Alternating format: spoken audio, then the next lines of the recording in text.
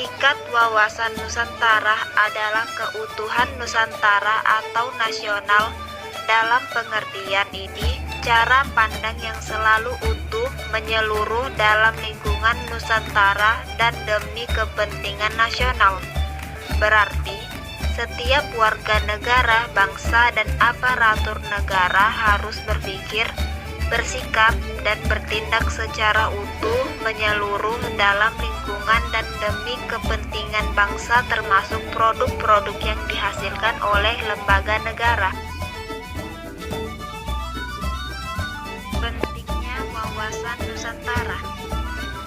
Wawasan Nusantara memberi arti penting bagi Indonesia untuk mempertahankan kedaulatan dan keutuhan bangsa dalam berbagai aspek kehidupan sosial, ekonomi, politik, dan budaya demi menghindari dan mengatasi berbagai ancaman yang berpotensi menghancurkan bangsa.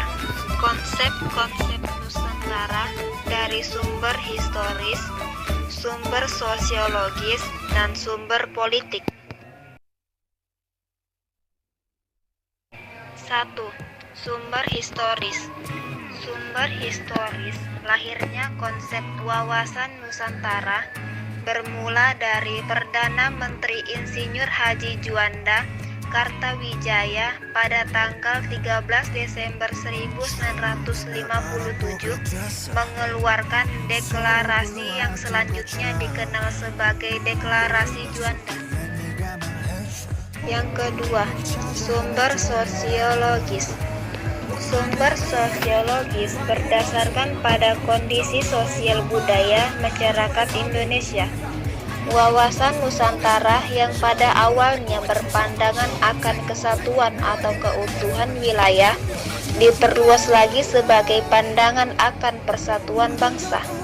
Bangsa Indonesia tidak ingin lagi terpecah-pecah dalam banyak bangsa. Untuk mewujudkan persatuan bangsa itu dibutuhkan penguat semangat kebangsaan secara terus-menerus. Semangat kebangsaan Indonesia sesungguhnya telah dirintis melalui peristiwa kebangkitan nasional 20 Mei 1908, ditegaskan pada Sumpah Pemuda 28 Oktober 1928, dan berhasil diwujudkan dengan proklamasi kemerdekaan bangsa pada tanggal 17 Agustus 1945.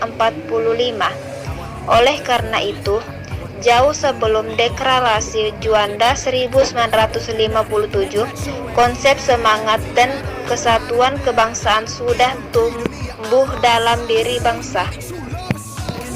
Ketiga, sumber politik. Sumber politik wawasan Nusantara yang bermula dari Deklarasi Juanda 1957 selanjutnya dijadikan konsepsi politik kenegaraan.